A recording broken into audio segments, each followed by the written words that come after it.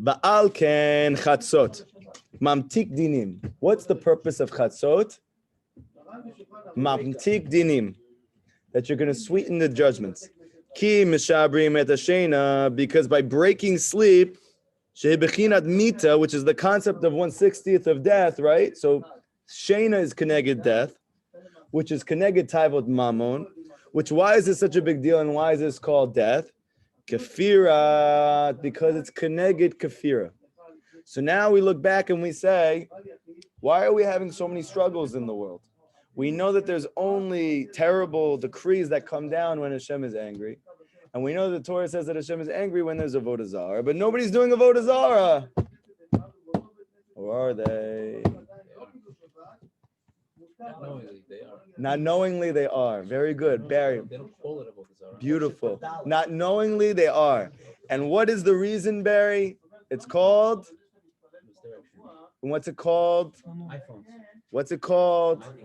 No, not your opinion. What is money? Tavod mamun. Tavod mamun. It's kafira, Rabbeinu says. It's kafira. Ki kol zaman sheish ba'avodah zarah. Oh my gosh. Machavin to Rav Natan Zal. Because all the time that there's avodah zarah, the Sifri says that Hashem is angry. So he hides himself. Meaning, why is Hashem not present in our generation? It's not because of this, it's not because of that, it's not because of this, it's not because of that. It's because everybody is obsessed with running after money. And so as a result of that, nobody feels Hashgacha Pratit. And as a result of that, nobody feels Hashem. And that's why Hashem is concealed from all of us.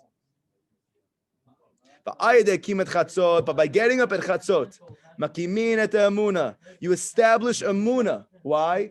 Because instead of yearning for money, you're yearning for the Beit Hamikdash. Meaning you believe that money comes from Hashem. Because we learned that where did money get trapped? In the Sitra Achra. Money has been trapped in the Sitra Achra since when? Since the time the Beit HaMikdash was destroyed. So we all want money, but if we want it for good reasons, we should really be yearning for the Beit HaMikdash. Because that's how we're all going to get money easily, but from Hashem.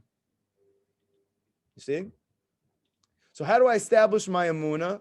By instead of running after money, I run after Emunah. And how do I run after Emunah? By getting up at Chatzot. Meaning I'm waking myself up from my spiritual sleep of running after money, and I get up to pray for the Beit HaMikdash instead. It's beautiful. And as a result of that, umamshichin chasidim. The Zohar says you mamish draw down chasadim. What's the whole concept of chasadim? So there's two spiritual forces, main spiritual forces that are at play in the world. One of them is called chasadim, and one of them is called gevurot. In essence, to put it simply, chasadim brings revelation of godliness, meaning hashgacha pratit, and gevurot conceals godliness, meaning concealment of hashgacha pratit.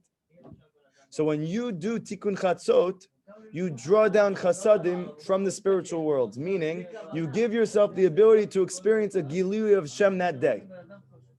So by doing tikkun chatzot in the morning, you're literally creating a vacuum, or you're creating a pathway that Hashem can now reveal himself to you during the day. And that's why it says, all who cry over the loss of the Beit HaMikdash, they are zoche now to the simcha of the Beit HaMikdash. Because what's the Beit HaMikdash? It's da'at. What's da'at? Hashgacha pratit. Meaning the person who mourns of the Beit HaMikdash today, he merits it today. Because Rabbi Nachman explains that the Beit HaMikdash is the physical, I'm going to explain. I know I'm going there. I'm building it up. The physical manifestation of da'at. This concept of hashgacha pratit, because what's da'at? Da'at is I know that everything comes from Hashem. Not that I believe everything comes from Hashem. When do you know that everything comes from Hashem? Hashgacha pratit.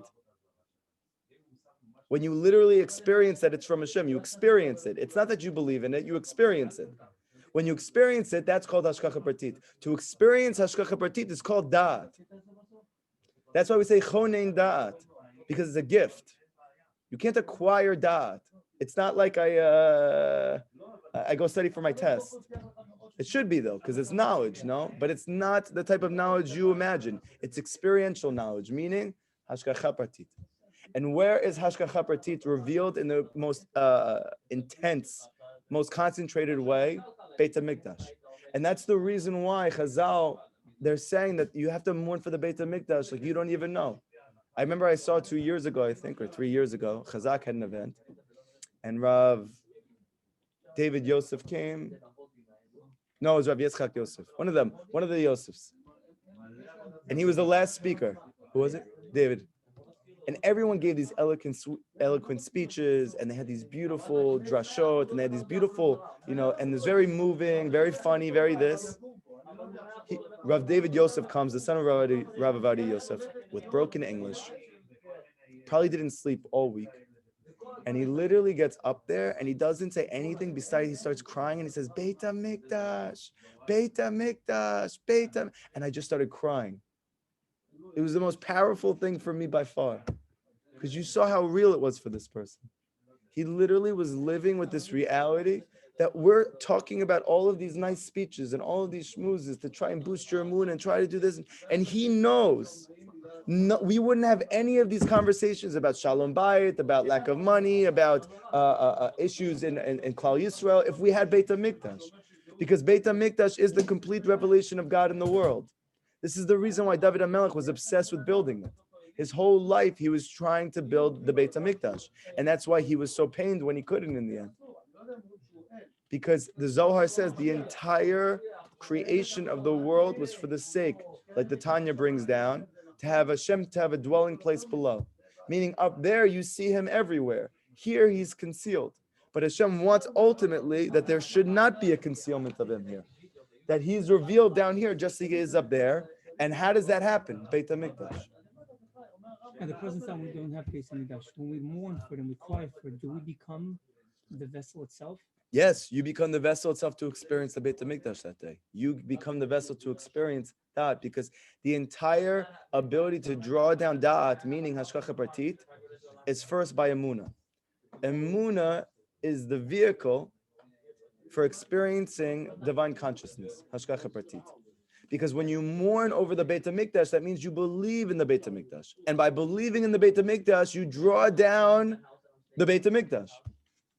This entire world, all 6,000 years here in this universe, is in order to have Emunah. Why? Because Olam Haba represents Da'at. It represents Hashgacha Pratit. There in that world, that's Olam HaEmet. That's the world of truth. What is truth? Revelation of godliness. Moshe Rabbeinu. This world is about David. This world is about Emunah. Because it's the Emunah itself in this world that brings you to the next one. And according to Rabbi Nachman, this is not here and then. They exist parallel to each other, meaning Olam Haba is right now. Your ability to access Olam Haba right now is dependent on your believing in it. By your believing in Hashem, and you show your Emunah in Hashem by crying over the loss of the Beit HaMikdash, because you really believe that the cause of all your problems, your family's problems, you and your wife's problems, your children's problems, your school's problems, your community's problems, your financial problems, your health problems, the world's problems, if you really have Emunah, you know that they all come from the loss of the Beit HaMikdash. Where do you show that Emunah? That you get up when everybody's sleeping, when everybody's running after money, and you go mourn over the loss of the Beit HaMikdash because you realize the whole reason your brothers and sisters are running after money is because they're lost and confused. And they're increasing and they're keeping the exile going longer and they don't even know any better. And that's the saddest, scariest thing. You have people sometimes that they know there's a problem. You would feel that that's the worst. But Rabbi Nachman teaches that's only chastar, that's only one concealment. But in the last generation, they're going to have, what is it called? Chastar shebetoch chastar. A concealment within a concealment. Meaning they won't even know that they themselves are the cause of the concealment of Hashem in their lives. They won't even know that there's such a thing as Hashem is concealed from me. Because they're going to be so busy running after money that they won't even realize what they really need is Hashem. Hashem has been completely concealed from them. That's why it says, Shechatzot mesugal kamo pidyon. That Rabbeinu Zal teaches in the Likutey Halachot that when a person does tikkun chatzot, it's mesugal. And when he says segula, he doesn't mean segula like It means literally this is how it works. It's like a formula. If it's mesugal, what does it mean? It means it causes kamo pidyon. It's like you did pidyon and nefesh.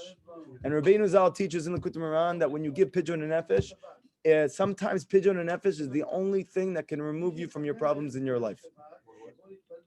Pidyon and nefesh is when you give a certain amount of money to a real tzaddik. You give him a pidyon, okay? You said this is a pidyon and nefesh. And what's the reason that works? It's not because he needs your money. It's because your money, mammon, comes from the same root, shoresh, as your neshama. Money comes from the same place as your soul. That's the real reason that we run after it, by the way. Because we're running after to go home. We want to go back to the root of our soul. That's the essential reason why. Okay? When you give money to a tzaddik, you're literally giving him the place where you're rooted, because that money was destined for you. All money that you have literally was predetermined for you from before you came into the world. It's your lot in life. Meaning, it comes from the same place as the root of your soul. So when you give somebody your money, the reason it's so hard to give that money is because it's literally a part of you. It's not because you're stingy. You understand? But when you do it anyway and you give it to that tzaddik, now he literally has a part of you. So when he goes praise and he goes to learn, because a part of you has been consumed by him, so to speak, it's been embedded in him, it's become a part of him, now you get his chut. Does everybody understand that? Ken. He's saying, so like Lamasa, he's saying that when I do tikkun chatzot, it's like I did pidyon and nefesh. Yes, that's what, because that's what Rabbeinu says.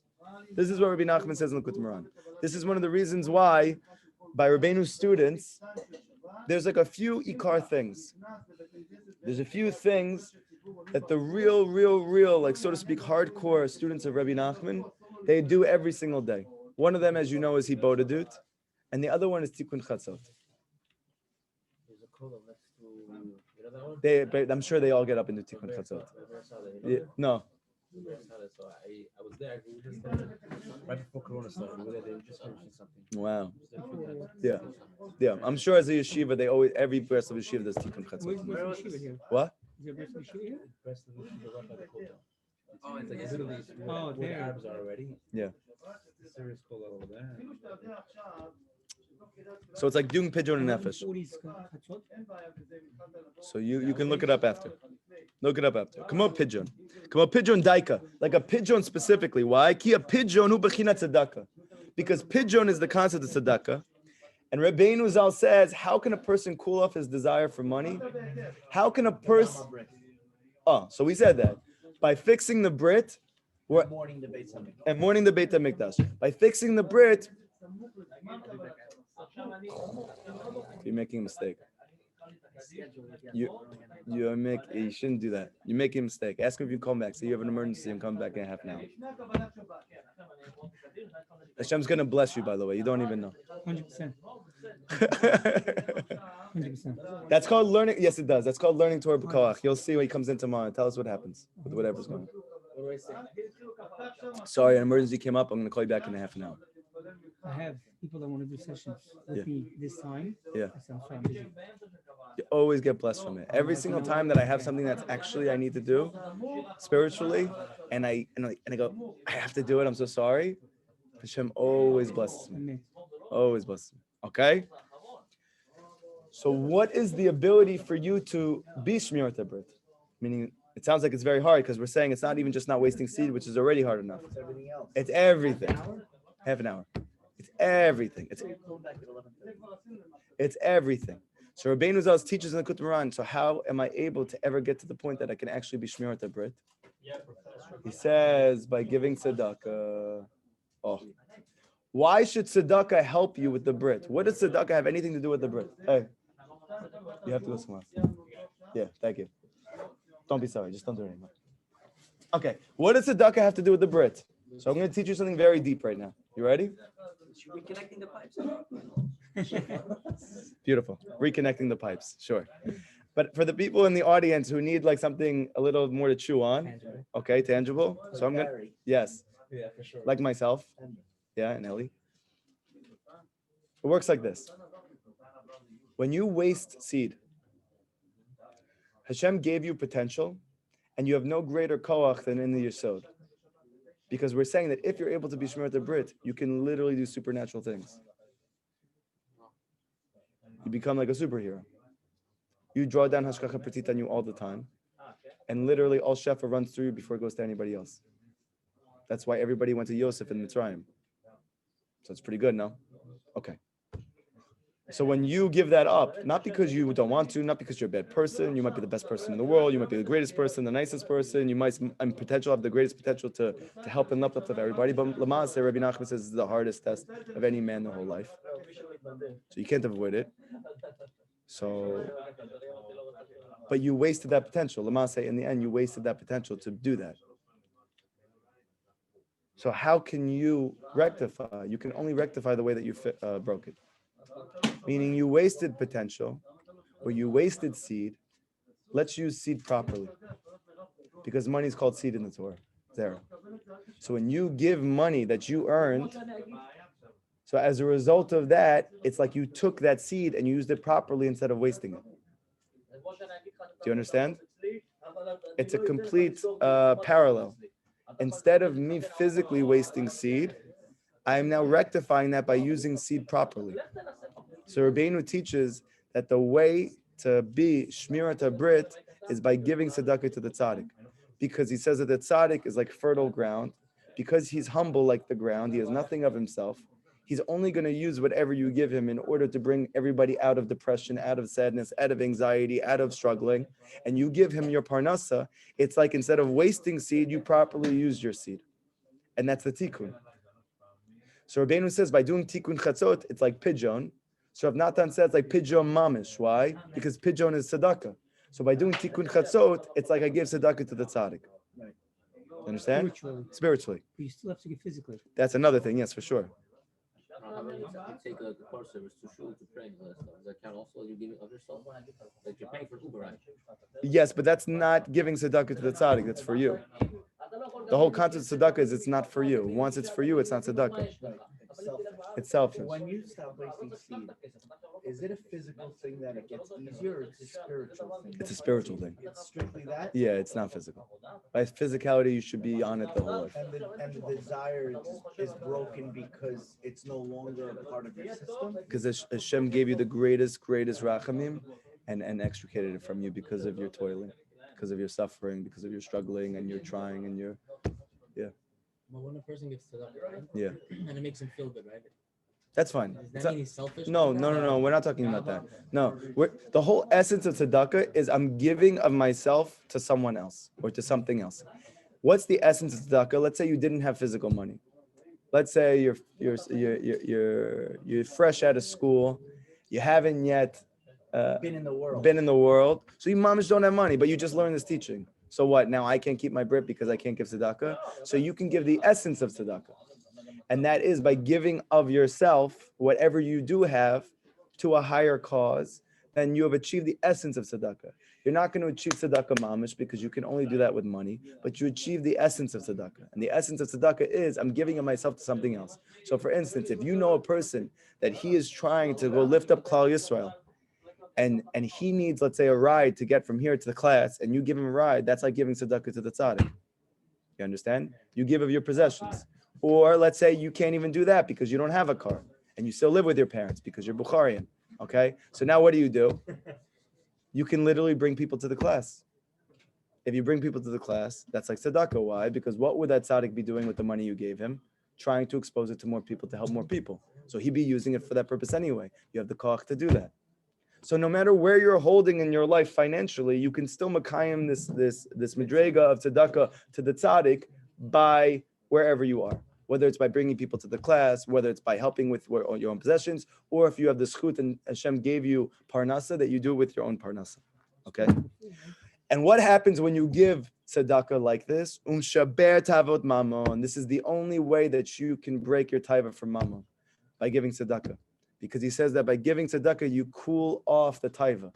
Because the taiva is coming from your goof. And you're taking your neshama and you're overpowering your goof because your neshama wants to give tzedakah. Your body wants to receive the money. So you want to give, your body wants to receive. By you giving it even though you don't want to, you cool off the taiva. And as a result of that, you're closer to tikkun brit. And if you're closer to tikkun brit, you're closer to hashgacha pratit. And that's how you nullify judgments. And that's why it says that tzedakah saves from death. Because what's death? We're learning death is Tavod Mamon. Oh, you hear? It's unbelievable. The Gemara says that tzedakah saves from death. And Rabbeinu teaches what's death? It's kafira. And what's kafira? Tavod Mamon. And how do you matakin Tavod Mamon? Tzedakah. Or if you want to go and make money to give money for the right purposes, you know? Is If- that taiva? Is that Again, Private mammon is one thing. Yeah. We basically went through this. Living to work, to work and or working to live? I got you. yes, Two different things. yes. You're You working mean to you had a live. great muscle with that with the car. You have a car. And the Okay, drive good. So I'll car, give it, like- yeah, okay. You have a car. You're going from here, you're going from here to California. What the flex, yeah. Yeah. That's when you were literally living just to work, just to show look what I have, look what I drive. Yes. Yeah, That's not adequate. That's Tavat Mammon. That's Tavod Mamon. to the point. Yeah. And the whole reason Rabbeinu says that the Mashiach hasn't come yet is because Tavod Mamon has to shatter for the Jewish people before he can come. And that's what's happening. Yeah. That's why you have these. That's huge- why I think that's why the Gemara says that the economy has to go like completely down the tubes before Mashiach can come, because Lamase in the end for the entire cloud to literally chop, that money's not the most important thing. You mamish need a COVID. What else is going to stop it? I'm saying, you see, so many people now are considering going to Israel. Why weren't they going before? Money, because you can't make money over there. I'm telling you, the money aspect is not everything. It's also No. the community I'm aspect. talking. telling you. No, I'm not talking about you. I understand you have other reasons. I'm talking about there are literally hundreds of thousands of people. They don't want to be in America. They have no nachat from America. They come here only to make money so that they can go and go back. America's the office, Israel's the home. Good, beautiful. There are people who feel like that. Those people, when the COVID started, they all went on nefesh b'nefesh. I literally, when I called them, I said, I want to Bezrat Hashem be there by Pesach. They said, it's fine, Bezrat Hashem, you should be able to come, but you should know it's going to be crowded on your plane. I said, great, why? He said, I don't know, Hashem has a really big sense of humor, but ever since the COVID started, over 100,000 people have said that they want to come by next Pesach. 160,000. That was at the time, that was a year ago. That was almost a year ago. So now I'm Was it sure it's before COVID? hundreds of He said thousands. there's No, a it was at the two-year beginning of the wait COVID. now. Yeah.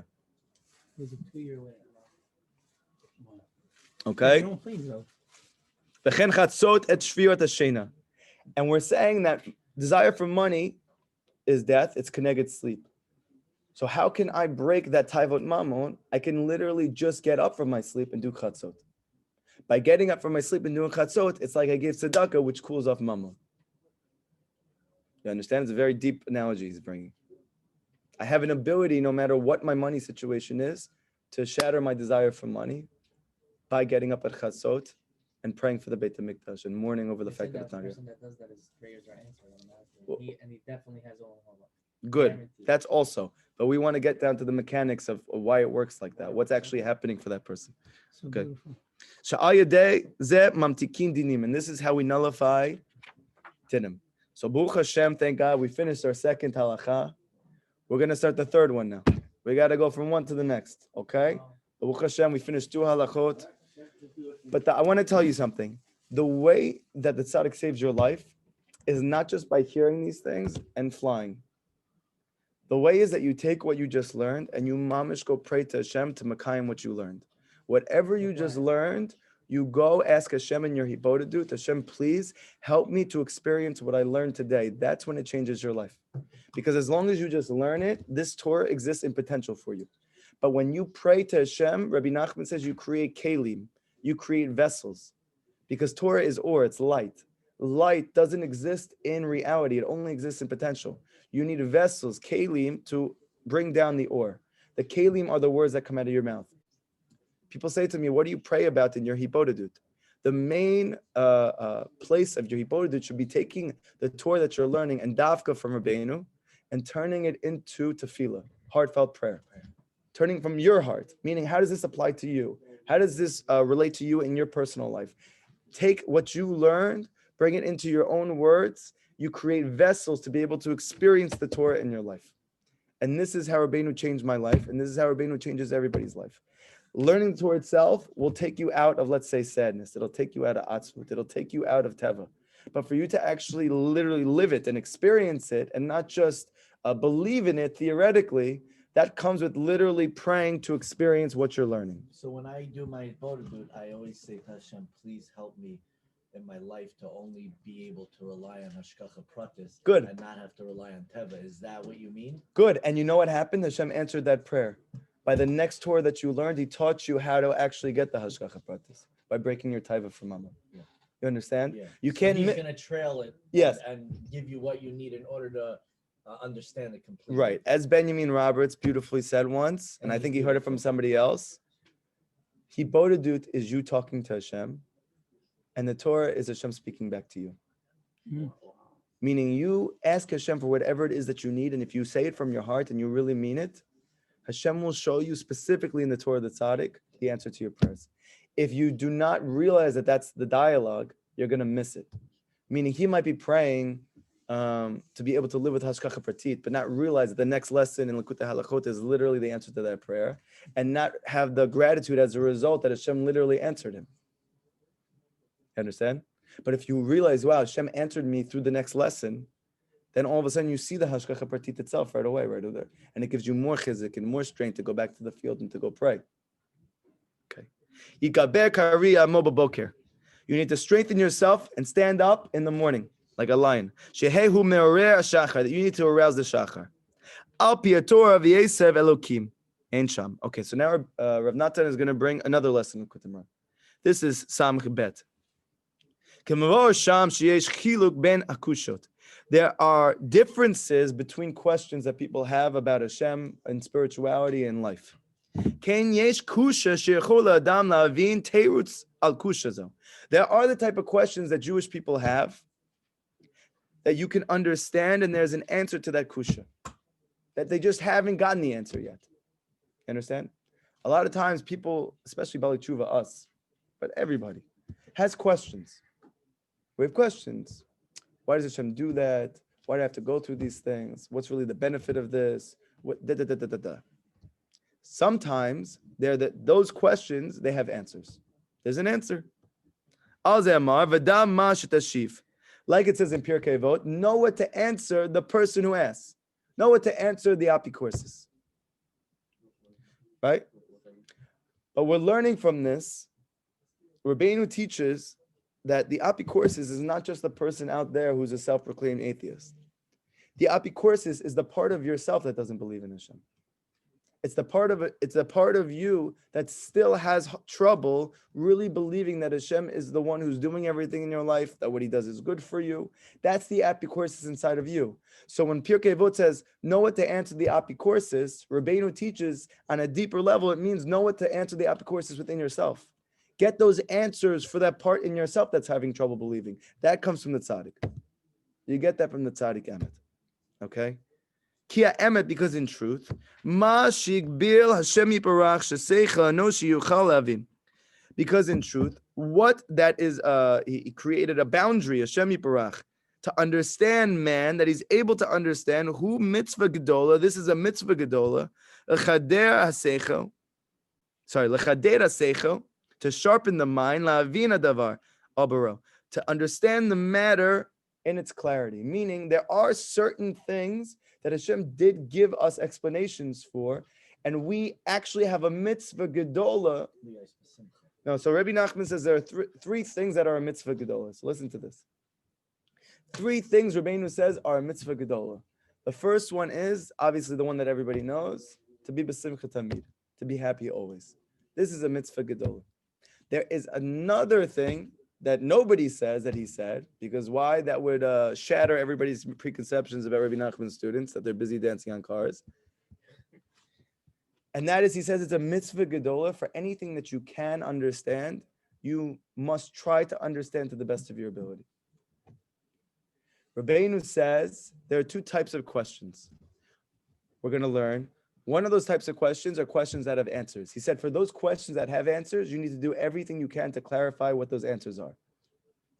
And you do that by running after the truth. But he's going to explain that there are certain questions that mamish do not have answers in this world. And you must refrain from thinking about them at all. It's a sore. We're going to learn. We're going to learn. We're going to learn. We're going to learn. Okay? Wait, can you repeat that again? Again, there are two types of questions, Rabbi Nachman says in Likutey Halachot. There are certain questions that have answers. And there are certain questions that don't have answers presently. It doesn't mean they don't have answers, period. It means they don't have answers presently. Okay? The reason we're going to learn is because this is the only thing that gives us the ability to have Bechira and Emunah. Because if you had the answers to all questions available to you, you would never need to believe and you would never have free choice. The only ability for us to have free will and to be able to believe in truth even when you don't see it is contingent on the fact that there are certain questions that don't have answers in Olam Hazeh. It's a very deep thing. What was the third one? The third one, I believe it was. Oh my gosh. I feel like I have to look back at it, but I think it's that the Shabbat table is completely full. Bukharians do it naturally just because you got passed down by your parents. No, I'm serious. Yeah. He says a mitzvah, I believe he says it's a mitzvah gedola that your Shabbat table should be completely filled with food and drink. Should be. Should be. Isn't that excess? On Shabbat, it's not. Oh, yeah, I heard that. On Shabbat, you could. During During the week, the Pirkei Avot says you should be living on bread and salt. But on Shabbat, he says it's a mitzvah gedola that your whole table should be filled with food. Why? Because you're championing Emunah. That if I don't even have the money to do this, I'm still doing it on Shabbat. How many salads can you have? 2 salads. It's not about you eating it. Then what are you gonna do with that food afterwards? It's not about that. It's not about that. It's not a practical mitzvah. It's about on Shabbat. Shabbat is Emunah. Call you back in 11. Shabbat is Emunah. Shabbat is I believe in Hashem. That even though during the week I'm gonna be careful with how much money I have because I have to be responsible. But on Shabbat, which is Emunah, I believe in Hashem. I believe in Hashem. That's when you buy something. Like on Shabbat, you yeah. say, I'm buying this. Lichvod Shabbat. Lichvod And when Shabbat. you eat it, you say L'cham Shabbos. So for instance, someone like me, someone like me, it used to be that I used to eat everything during the week, whatever I wanted all the time. On Shabbat, I was very stingy with my money because I'm like, how can I spend so much for wine and for food and for this? But Chazal teach you the opposite. And this is what I do now. During the week, I barely spend any money, if anything. And on Shabbat, I get the nicest wine and I get the best food, even if it's above my means. And Hashem has given me and given me and given me and given me. It's a real thing. But that's based on Emunah. Meaning my Emunah had to grow for me to be able to do that. Was your wife like completely on board with that? No. How do you justify this today? Like, how do you? I would use whatever cash I had to buy those things. And that way it's not showing up on the card. And then ultimately when she saw that it worked, now I can tell her, by the way, I spent this for that, and that's why we have this. Someone told me something very beautiful. He said one time he bought a very expensive cologne. Yeah. If you even know it. You even know the story. He says he bought this expensive cologne, and all of a sudden he said, "Well, this cologne was really expensive." He says, "You know what? This is the Likutey Shabbat." It's like $1,000 cologne, whatever it is. Like, Oh you know what? my This is gosh. like, That's not. Why is that not a I done that before though. I bought a $400. I'm gonna buy like a $25,000 watch and say this is the Likutey Shabbat. It doesn't work that way. Once again, why doesn't it work that way? Of course Because it that's does. not Emunah. That's No, you no, actually no. trying to beat the system. You Yeah. let him finish. Loophole. Ali, I'm telling you, Let him finish. I've done it before. Okay? If He's you buy speaking in this the for third Shabbat- person now. Barry's finishing his story. He said, can you let him finish? I'm just saying. Yes. I'm trying to. And what was the end of the story? No, this is what he did. I'm asking you, and is this practical? You get a nice- when it comes Look, to you get a things, nice- when it comes Look, to I'll things. tell you like this. There is a process to literally becoming L'Shem Shemayim. Part of it starts with I'm acting like it before I get there. You understand? Obviously, if you're going to think about it logically, he didn't buy the watch for Shabbat. He bought the watch for himself, and then he just. And he wears it during But the week. can you Yeah, but it then? doesn't Can you make sense, actively? though. Can you actively say that? Says, you know what? Listen, I cannot buy this watch. I cannot afford this watch. This watch is above my means. Not if you're or, not. or if he can afford it, but he says, No, you no, know what, I'm not the No, type of no, person no, to no. do it. That's not what I mean. What I mean is I'm buying something for Shabbat. This Shabbat, I'm buying it for Shabbat, or I'm buying it for Shabbats. Buying it for Shabbats. If I'm buying it for Shabbat and I'm wearing it during the week, it's not for Shabbat. Right. Yeah, it doesn't work like that. That's why you have to have your own suit for Shabbat. Yeah, you have to have your own suit for Shabbat, your own this for Shabbat. My student also, Benny as well. He'll barely buy things during the week, and if you go to Benny's house on Shabbat, it's like a hotel. Thank God he's doing Baruch Hashem. He's financially stable. I'm just saying it's a real thing. Okay? But obviously, if you're spending crazy during the week, then Shabbat comes, you'll be like, wow, I can't spend that much now. So it comes with that. They come together. Okay? So now he says, those questions you need to know how to answer the apikorsis, meaning the apikorsis is inside of you, the one that lacks the moon inside of you. Aval yesh kusha, however, there are questions she'enu me'ef sari l'seicha anoshi, that Hashem mamish just did not give us the ability to, within our limited consciousness, la'avin teirutz, to understand the answer on the kusha. And understand what he says here. He didn't say there's no answer to the kusha. He says it's incapable for you to understand the answer to that kusha. Similar to a child, that he can only think concretely. And if you give him a philosophical answer, he literally, mamash, just won't understand you. You could have Einstein as a kid. He still won't understand you. Because a child, when he's little, cannot understand abstract. He can only understand concrete. So too, even though we think abstractly, there are levels of understanding that are above our understanding that make our thinking look very concrete. And therefore, Hashem can't give us answers to those questions now because we can't understand those things now. Rak latid lavo, only in the future. Litkalel hateirut. The future means Olam Haba, the future means when Mashiach comes. Mashiach comes. Really? Yeah. That's right now. And then we will have an answer to the question, but not just an answer to the question, that we can understand. That we can understand. By the way, you should know, Rabbeinu said that my students are like those who had fine Hungarian wine. Apparently, at the time in Eastern Europe, Hungarian wine was like the best wine. Wow. And he said that it's like, he said when Mashiach comes, you'll be like those people who had fine Hungarian wine. Why? Because he said that when Mashiach comes, everybody's going to be in a tizzy because they're going to be shocked. Tizzy? Yeah, like a tailspin. Yeah, like a tailspin, meaning your mind is gonna be spinning from that fact that this is the Mashiach, because nobody could have ever possibly imagined that this was gonna be the Mashiach. And in the sense of that person was the Mashiach. That person, in general, the Mashiach that was person, already and here. what he's saying, that person and the things that he's saying.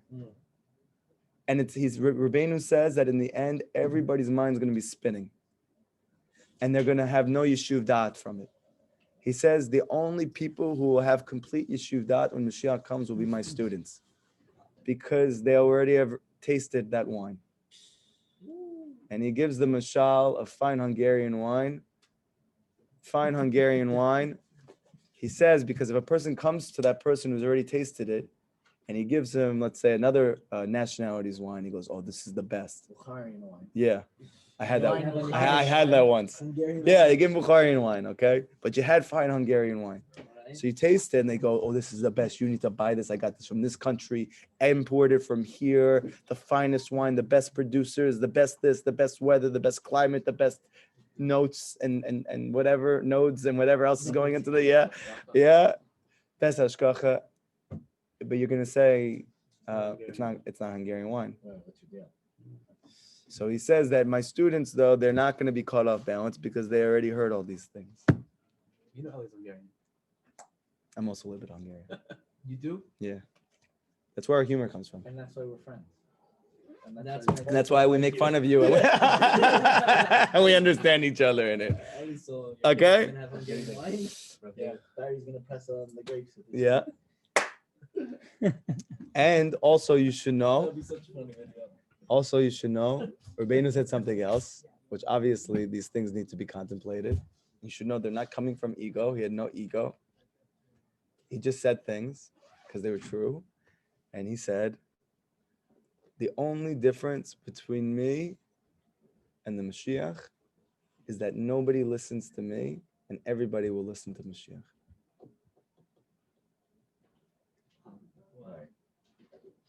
You understand that? That when you hear Rabbi Nachman, the ears tune off. But when you hear Mashiach, mashma, he's going to be teaching the same exact things. It's just that people will be listening to him. It's unbelievable. Hella. It's unbelievable. Okay? So now he says, those questions will only be answered in the future. Asur le'adam la'ayin behem. It's asur for you to look into them. So what's the reason a person like me was depressed my whole life while I was a self-proclaimed atheist and I was machavin to the evolutionary theory? So Rabbeinu says it's because you're thinking about things that don't have answers that are accessible to you right now. Not because they're not accessible, not because there's not answers, but because right now you're limited in your ability to understand so that you can have a choice. And therefore, as a result of that, there has to be questions that don't have answers for you right now. Because if you know everything, then you don't need to believe. And this world is about believing. You understand? And on all the people that they rely on their own intelligence. And this is, by the way, for those people who grow up in a culture where, let's say, academia stresses is the highest value, and that is intellectual understanding. It's everywhere. It's everywhere. I understand. So that's our whole generation. So he says, for those people who they want to be somech on their mind to delve into those things, even though Chazal say you won't be able to understand. On them it said, Kol be'ei lo yeshuvun. There's a pasuk in Mishlei that speaks about a prostitute, and it says, all who come to her, they don't return. Take it. What, you got excited now? The whole time you weren't interested, I say prostitute. You said who? Where? Hey, yeah. He's like, what'd you say? Yeah, that's not what happened with me. What's that? Okay. There's a pasuk in Mishlei that it's speaking about a prostitute. And Shlomo Melech says, all who go to her, you don't go back. They don't return. You're not returning empty-handed. Don't think that you're a tzaddik and you're going to go hang out with the prostitute. You're going to come home unscathed. Okay? Rabbeinu says, what's the sod of that pasuk? It's speaking about secular wisdom. You're going to be empty. Meaning, in the end, if you go to her and you research her and you look into it, you're not going to return.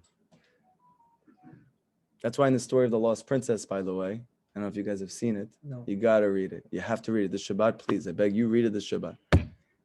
Okay? It's going to take you 10 minutes. So there's a viceroy, okay? And he is the best friend of the king. The king's daughter, he got mad at her once, and as a result of that, she got taken away. And she went to a place and he didn't know where she was. The viceroy says, I'm going to go look for her for you. The viceroy goes searching through deserts, through lakes, through rivers, through mountains, and it takes years to try to find her, and finally found her in a palace. And in that palace, the king there made him her wife, and she was the queen there. The viceroy became the wife. Wait, Viceroy. no, don't start saying stuff, and you're on your phone, and you're in the middle, and you don't know what's going on. You're going to confuse everybody. His daughter. I understand. That's what I said, but you didn't hear that because you're on your phone. No. And The viceroy- You can't do that. You can't. I can't tell you the only thing. Okay, just okay. Imagine I said everything that was right, and you got off your phone. Okay. The viceroy goes to know. I know you're expert in it. Thank God. Okay. No, there's a king. So the prince said he knows the story, reads it to his children. So He reads it to himself before he goes to good. sleep. I also read it for myself. Okay. So the princess he said, is there any way I can free you from here? She said, the only way you can free me from here is if you go a whole year and every single day you go to the same place and you yearn for me to be free. If you do that every day for a year, you yearn for me to be free. And on the last day, you don't eat and drink anything, you're going to free me. Okay. And all year he did it, yearned for her to be free. And on the last day, he saw an apple tree. And he goes, oh, wow, this looks delicious. And he ate the apple and he fell asleep for years. Okay. Finally, he woke up years later and his servant explained to him what had happened. And he got so upset and mad at himself. He ran to see if she was still in the castle. She was still there. And she was crying, how could you do that all year? You put all this work in. On the last day, you fell asleep. I told you it's the only thing not to do. She said, I'm so sorry. Is there any way I could still take you out? She said, it's still possible, but you have to do the same thing over again. 1 year. You have to do this all year. But on the last day, don't worry about not sleeping. Just don't eat anything. I'm sorry, don't drink anything. Yeah, don't drink anything. Don't drink anything. And he sees a river, and the river was red. And he said, oh, this is weird. This looks like wine. He went, he did it. And he ended up drinking it, and he fell asleep for 70 years. Okay? Which was longer than the first time. What's the whole point? So Rav Ari Kaplan explains based on Rabbeinu's Torah, the first time when he ate, he ended up going into concealment of Hashem from himself in his life, from taiva. Meaning he gave into a taiva for food. He ate the apple. So for there, you fall asleep for a little bit. But wine in the Torah represents consciousness, right? That's why it says when yain comes in, the secrets come out. Yain has to do with da'at in Kabbalah, consciousness. Meaning the second time, he didn't fall in taiva. He ended up looking into secular wisdom or investing in secular wisdom. And as a result of that, he didn't fall asleep for a few years. He fell asleep for 70 years. That's why he's saying she's a prostitute that you don't come back from. And that's why a person like me, that even though I was searching for meaning in my life, it might have taken me 20 years to find it, because she's the prostitute that if you go to her, you don't come out easily. You understand? Because taiva is about the body. So on the level of the body, the Tanya explains, so on the level of the body, so it's difficult, but it's still the body. The level of the mind affects everything in the body and the mind itself. It's the source of everything. So when you have an issue with the body, okay, so you fix that issue. It's local, so to speak, the way they use in medical terms. It's local. You have a local issue. But when you have an issue of the mind, then that becomes a completely pervasive issue. So just like wasting of the seed, or let's say I did something physically to engage in taiva, so okay, so you do tikkun klali. But secular wisdom, because it goes into the mind, it affects everything inside of you. And then it takes more time to come back from. Okay, Chavra, have a good day. Chazak Baruch. Oh, by the way, last minute. Last minute.